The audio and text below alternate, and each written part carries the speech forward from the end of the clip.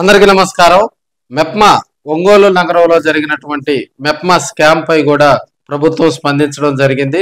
దీనిపై జిల్లా collector Rajababu serious అయ్యారు. విచారణకు కమిటీ చైర్మన్ గా కూడా మనకి జేసీ గోపాలకృష్ణ, అదేవిధంగా డిఆర్డిఏ పిడి నారాయణ సభ్యులుగా కూడా వారు, అదేవిధంగా జడ్పీసీఈఓ చిరంజీవి, ఈ ముగ్గురుతోటి కూడా మరి ఒక కమిటీని కూడా నియమించడం జరిగింది. ఒక 2 వారాల్లోనే ఈ మెప్మా ఈ అవినీతి బాగోతంపై కూడా త్వరితగతిన విచారణ చేపట్టి దానికి సంబంధించి కూడా 2 వారాల్లోనే నివేదిక ఇవ్వాలని జిల్లా కలెక్టర్ ఆదేశించడం జరిగింది.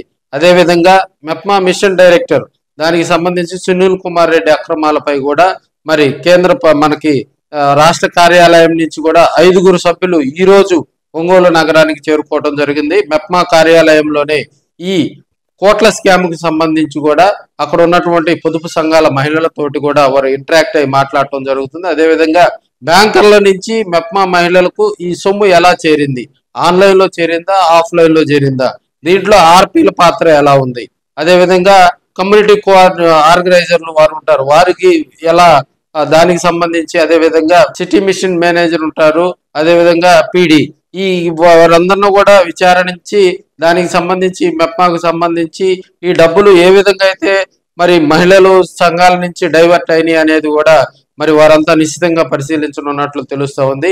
దీనికి సంబంధించి 5 సభ్యులతో కూడినటువంటి విచారణ కమిటీ ఈ రోజు ఒంగోలు వస్తుంది అనగానే ఇక్కడ మెప్మా స్కామ్ లో ఎవరెవరైతే మరి అవినీతి ఆ సొమ్మును బొక్కేశారో వారికి గుండెలో గుబులు పట్టుకుందని కూడా తెలియజేసుకోవచ్చు. అదేవిధంగా ఈ మెప్మాకు సంబంధించి విజిలెన్స్ విచారణ లోతుగా కనుక దర్యాప్తు చేస్తే ఈ కోట్ల స్కామ్ కు సంబంధించి భారీగా కూడా బయటపడతాయి అని చెప్పుకోవచ్చు. అదేవిధంగా దీనిపై ఇంతవరకు వైసీపీ ఒక ప్రకటన చేయకపోవటం కానీ, ఒక వారం 10 రోజుల నుంచి మరి న్యూస్ పేపర్ లో వస్తున్నా కూడా వైసీపీ ఎటువంటి ప్రకటన చేయకపోవటం కూడా ఆందోళన కలిగిస్తుందని కూడా తెలియజేసుకోవచ్చు. అదేవిధంగా కేశవస్వామిపేటలో ఒక 15 ఫేక్ గ్రూపులను కూడా అక్కడ వారు నిరుపేదలు కూలినాలి చేసుకునేటువంటి వాళ్ళ మహిళల ఆధార్ కార్డులతోటి గ్రూపుల్లో కొంతమందిని చేర్చి అక్కడ ఉన్నటువంటి ఆర్పీలు చేసినటువంటి నిర్వాహకం వల్ల ఈ భాగవతం కూడా బయటపడిందని కూడా తెలియజేసుకోవచ్చు. వారు ఎవరైతే ఈ పొదుపు సంఘాల్లో చేరినటువంటి మహిళలు ఉన్నారో మరి వాళ్ళు మాకు బ్యాంకు నుంచి కూడా రుణాలు తీసుకున్నట్టు కానీ వారికి డబ్బులు చేరినట్టు కానీ లేదు. అదేవిధంగా బ్యాంకర్లు మాత్రం వాళ్ళకు నోటీసులు పంపించడం కూడా అంటే ఆఫ్లైన్ లో చేశారు. ఒక పొదుపు సంఘంలో ఉన్నటువంటి మహిళను మరి బ్యాంకు దగ్గరికి పిలిపించి బ్యాంక్ మేనేజర్ విచారించి ఈ పొదుపు సంఘంలో 10 మంది ఉంటే ఆ 10 మంది సభ్యులు చూసి వారితో ఇంటరాక్ట్ అయ్యి ప్రతి నెల ఏ విధంగా కట్టుకోవాలా ఇవన్నీ వివరాలు చెప్పి మరి లోన్ శాంక్షన్ చేస్తారు ఏ బ్యాంకులో అయినా కూడా. ఇక్కడ మరి ఇవేవి జరగకుండా కొంతమంది మరి అధికారుల ఒత్తిడి, అదేవిధంగా ప్రజాప్రతినిధులుగా చెప్పుకునేటువంటి వారి ఒత్తిళ్ల వల్ల కూడా ఈ తతంగం అంతా జరిగి వారంతా భాగాలు పంచుకున్నారని కూడా మరి టాక్ అయితే వినిపిస్తా ఉంది. సో ఈ లోతైన విచారణలో భాగంగా నివ్వెరపోయే విషయాలు కూడా బయటపడతాయి అని తెలియజేసుకోవచ్చు.